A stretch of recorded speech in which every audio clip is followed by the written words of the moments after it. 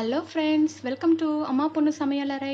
இன்றைக்கி நம்ம பார்க்க போகிறது என்னென்னு பார்த்தீங்கன்னா, ரொம்பவே ட்ரெடிஷ்னலான ஒரு டேஸ்ட்டில் இருக்கக்கூடிய கத்திரிக்காய், முருங்கைக்காய், மாங்காய் போட்ட சாம்பார். அது கூடவே ஒரு சீக்ரெட் இன்க்ரீடியன்ட்ஸ் ஆட் பண்ண போகிறோம். அதுதான் இந்த சாம்பாருக்கு ரொம்பவே டேஸ்ட் கொடுக்க போகுதுங்க.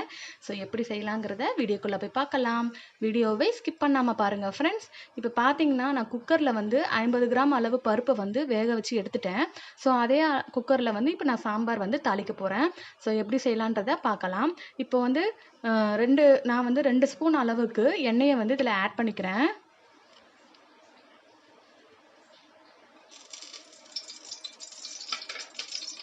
எண்ணெய் காஞ்சதும் 1 ஸ்பூன் அளவுக்கு கடுகு உளுந்து ஆட் பண்ணிக்கோங்க.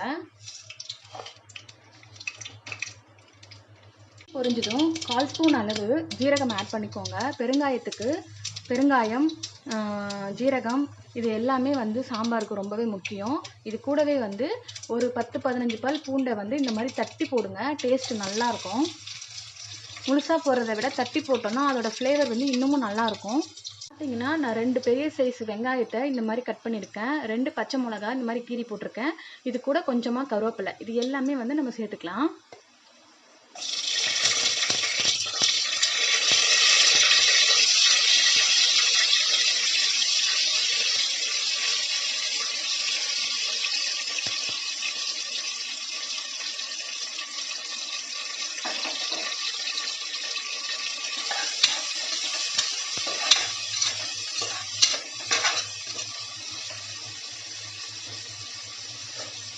வெங்காயம் நல்லா செவந்து வரட்டும்.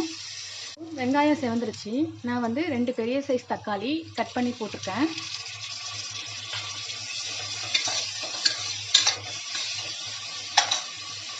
சீக்கிரமாக வதங்கிறதுக்காக உப்பு 1 ஸ்பூன் அளவுக்கு ஆட் பண்ணிக்கிறேன்.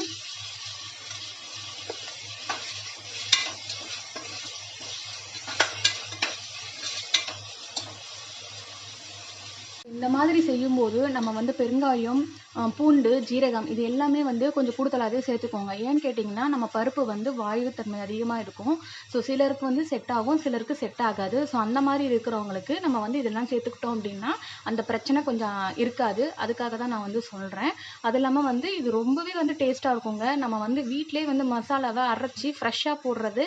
ஸோ அந்த மாதிரி போடும்போது அதோட வாசனையே சூப்பராக இருக்கும். டேஸ்ட்டும் அருமையாக இருக்கும். இதை நம்ம இட்லிக்கு சாப்பாடுக்கு தோசைக்கெல்லாம் சாப்பிட்டோன்னா ரொம்பவே அருமையாக இருக்கும். விரும்பி சாப்பிடுவாங்க. ஸோ இந்த மாதிரி நீங்கள் செஞ்சு பாருங்கள். செஞ்சு பார்த்தீங்கன்னா உங்களுக்கே நல்லா அதோட இது தெரியும். வெங்காயம், தக்காளி எல்லாமே நல்லா சுருண்டு வந்திருக்கு. இப்போது நான் இதில் ஒரு 1/2 ஸ்பூன் அளவுக்கு மஞ்சள் தூள் ஆட் பண்ணிக்கிறேன்.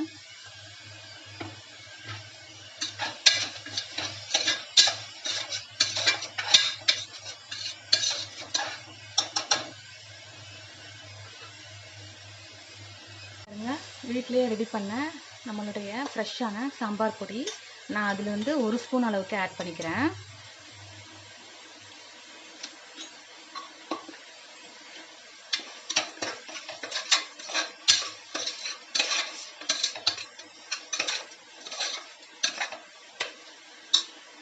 குழம்பு மிளகாய்த்தூள் அது ஒரு 1/2 ஸ்பூன் அளவுக்கு ஆட் பண்ணிக்கிறேன். ஏன்னா ஆல்ரெடி பச்சை மிளகாய் சேர்த்துருக்கோம், காரம் அதிகமாகவே இருக்கும். ஸோ அவ்வளோதான், இதை மட்டும் ஆட் பண்ணிக்கோங்க.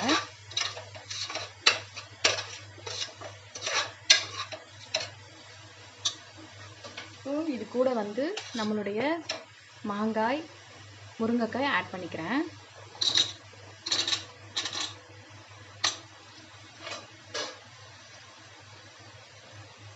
கத்திரிக்காய் கழுவி தண்ணியில் போட்டு வச்சுருக்கேன், அதையுமே நான் ஆட் பண்ணிக்கிறேன்.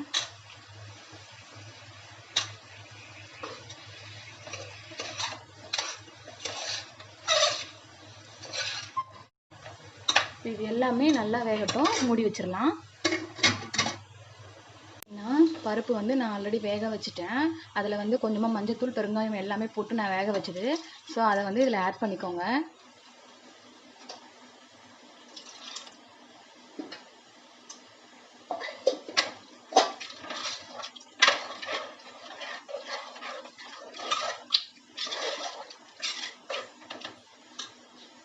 கொஞ்சமாக கலக்கி தண்ணி ஊற்றிக்கலாம்.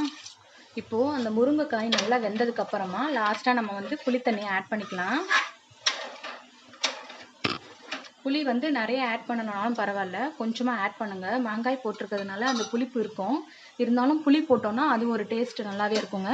இப்போ நான் இதை வந்து ஒரு 3 நிமிஷம் போல் நல்லா வேக வச்சிடலாம். முருங்கைக்காய், கத்திரிக்காய், மாங்காய் எல்லாம் நல்லா வேகட்டும். பாருங்க, நல்லா வந்து நல்ல ஒரு வாசனையில் சூப்பராக கம கமன்னு மணக்குதுங்க. கத்திரிக்காய் எல்லாமே நல்லா வெந்து போயிருக்கு. முருங்கைக்காய் கூட நல்லா வெந்திருக்கு. ஸோ இப்போ நம்ம வந்து ஒரு சின்ன லெமன் சைஸ் அளவுக்கு புளி வந்து கரைச்சி வச்சுருக்கேன். அதை இதில் ஆட் பண்ணிக்கோங்க.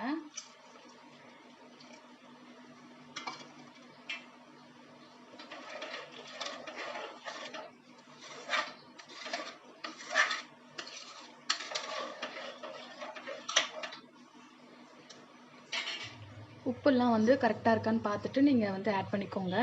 அதே மாதிரி லாஸ்ட்டாக கொஞ்சமாக வந்து பெருங்காயம் ஆட் பண்ணிக்கிறேன்.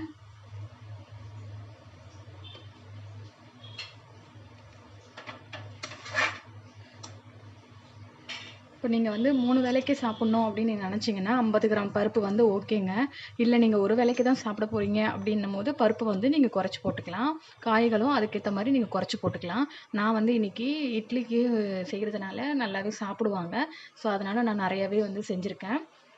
இதுக்கு நீங்கள் வந்து செஞ்சு குழந்தைங்களுக்கு வச்சிங்கன்னா அவங்க எப்போவுமே சாப்பிட்றத விட அளவு அதிகமாகவே சாப்பிடுவாங்க. அதை கண்டிப்பாக நீங்களே ஃபீல் பண்ணுவீங்க. ஸோ இந்த ரெசிபி வந்து உங்களுக்கு பிடிச்சிருக்கும்னு நினைக்கிறேன். நீங்கள் செஞ்சு பார்த்துட்டு எப்படி இருக்குன்னு கமெண்ட் பாக்ஸில் சொல்லுங்கள் ஃப்ரெண்ட்ஸ். இப்போ இதை வந்து நான் ஒரு 2 மினிட்ஸ் போல் நல்லா வந்து கொதிக்க விட்டுக்கலாம். அந்த புளியோட ஊற்றிருக்கோம் இல்லையா, அதுக்காக. ஸோ க்ளோஸ் பண்ணிடுறேன். ஸோ பாருங்கள், நல்லா வந்து ரெடி ஆகிடுச்சு குழம்பு. நம்ம வந்து லாஸ்ட்டாக கொத்தமல்லி தலையை தூவிக்கலாம்.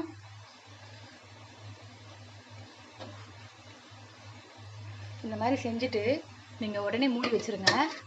நீங்கள் வந்து சாப்பிடும்போது ஓப்பன் பண்ணி பார்த்தீங்கன்னா அந்த கொத்தமல்லி ஸ்மெல்லோட சூப்பராக இருக்குங்க. உண்மையாகவே அந்த ஃபீல் நல்லாவே தெரியும். அருமையான ஸ்மெல்லோட நம்ம வந்து ஒரு குழம்பு வச்சுருக்கோம். ஸ்டவ் ஆஃப் பண்ணிவிட்டு அதுக்கப்புறம் நீங்கள் வந்து சர்வ் பண்ண ஆரம்பிச்சிடலாம். ஸோ இந்த ரெசிபி வந்து உங்களுக்கு பிடிச்சிருக்கும்னு நினைக்கிறேன். பிடிச்சிருந்ததுன்னா லைக் பண்ணுங்கள், ஷேர் பண்ணுங்கள், மறக்காமல் சப்ஸ்கிரைப் பண்ணிவிடுங்க. பக்கத்தில் இருக்கிற பெல் பட்டனையும் கிளிக் பண்ணிவிடுங்க.